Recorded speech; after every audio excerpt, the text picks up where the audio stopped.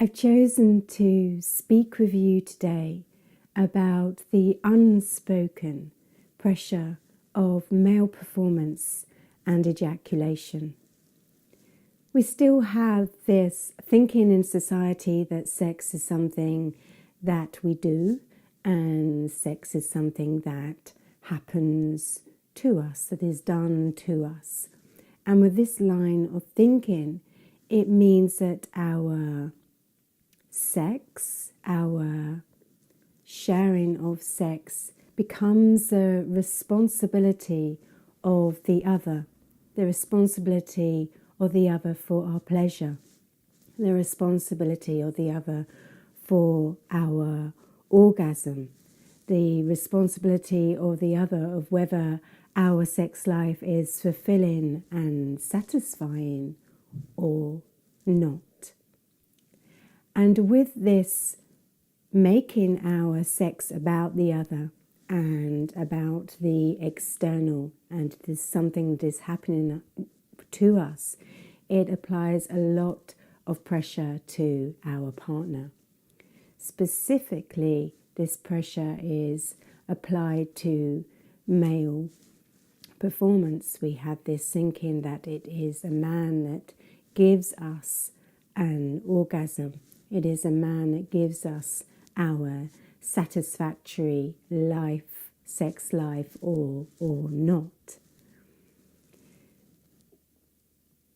This pressure applied to men to be this all singing, all dancing performer that is the one who provides the woman with the orgasm, is the one that provides the satisfactory life or not, is a pressure that men really do not speak of, and a pressure that is, from what I've seen from working with men, consistently running in the background of their mind, that it's them that's got to make this sharing of sex amazing. And so therefore, if they are constantly in this line of it's something I've got to do to provide this amazing experience for this woman, to provide her this orgasms, they're not truly there in their body, in their sexuality, in the moment, not truly there with the person. Very often they're thinking about what they need to do and what they need to do next. And because of this performance anxiety, of this huge responsibility to give to the other, to make something good for the other, satisfactory for the other, men are not in their bodies for their sexual connections. They're up here. And when we live life from our head, and not from a space of body, this is what causes performance anxiety. Because anxiety is when we're not in the here and now, that we are worried about something that could happen in the future based upon our past, or because we are in the future, because we are thinking about what could possibly happen next. And this creates performance anxiety. And with performance anxiety, men are suffering premature ejaculation, and men are suffering from the inability to maintain an erection. So I want to expand a little bit on premature ejaculation. Again, premature ejaculation is because a man is in his head, so he's in the mind of doing rather than being fully present with his woman, with his lover. Premature ejaculation is often because the sex is so performance-based and action-based, because of the consistent friction. And there doesn't have to be this constant friction and action in sex. There can be moments of pausing There can be moments of sensuality. There can be moments of really being with the other. It doesn't have to be action at all, let alone consistent action. As women, we have been taught to have tight vaginas. And again, this causes premature ejaculation for men. We are not supposed to have these tight vaginas because as women, they cause us sexual health difficulties. But we are meant to have supple and flexible and soft muscles that are able to mold around and fit around our men. Flexible, supple muscles like when we do yoga. So this tighten our yoni is again causing premature ejaculation. The premature ejaculation is because of the anxiety, because there's just so much performance pressure on men that it is creating this anxiety for them. So they've already got themselves into a mental state, a anxious state, and therefore the premature ejaculation happens. And I think it's also our expectations of how long action is meant to happen for. It could be that the penetration, the action is for a while and then pause and another part of the body is spent time on, or the position is changed, or something else is included. It is an impossibility for this friction-based action to happen for a length of time without an ejaculation happening. But if our sexuality, our sexual interactions is not purely on penetration and friction based, then there will not be this ejaculation happening before we desire it to.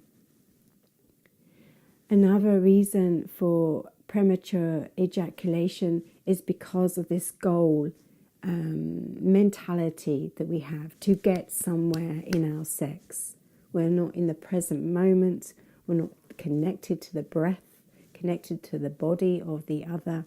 We are thinking about where we've got to get to. And of course, if we're thinking about where we've got to get to, then ejaculation happens before we may desire it to. On top of premature ejaculation, there is then erectile dysfunction. And again, this is for many reasons, which I'm going to touch lightly upon.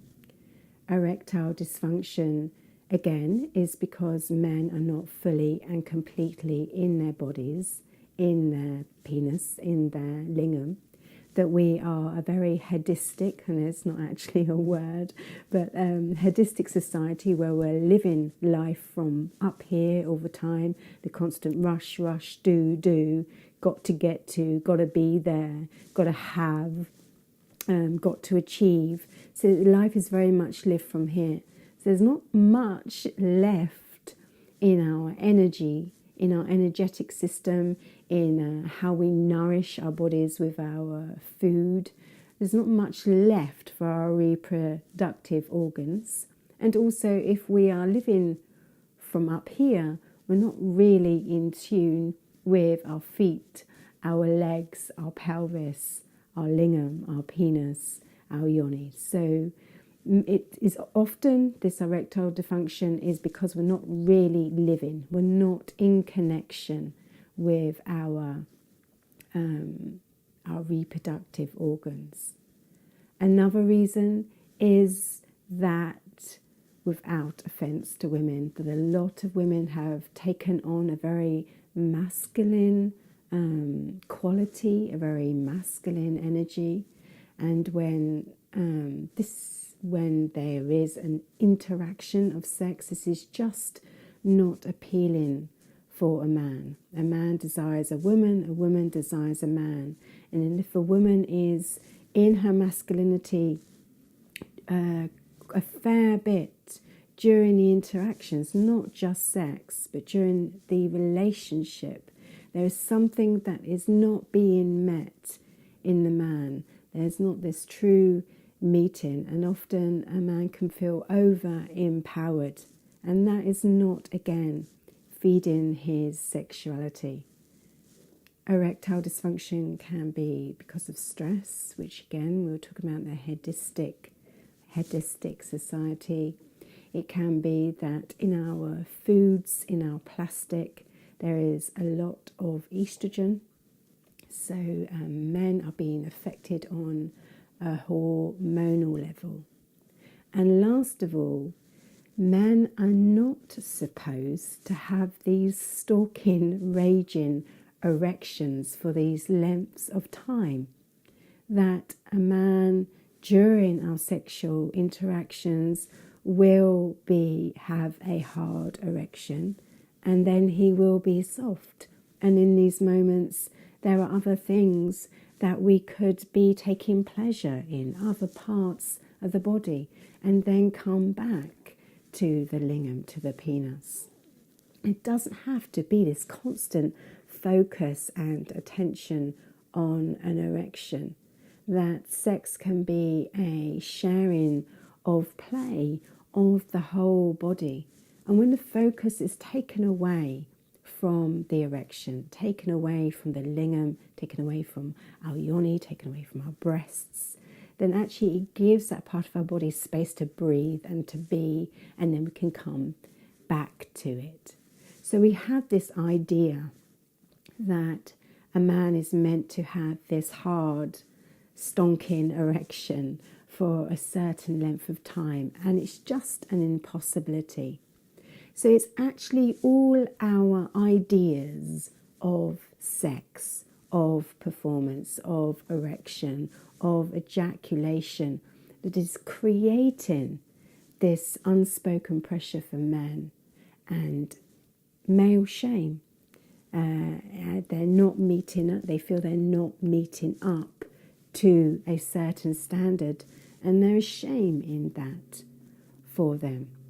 So maybe if we just soften and let go and really check in with some of these beliefs we have about our sexuality and whether they're actually realistic or not, then we would ease the pressure for each other, and actually our sexual interactions could be more of an organic flowering, more of actually a meeting of two people, rather than what's got to go here, what's got to go there, and then what the result is going to be.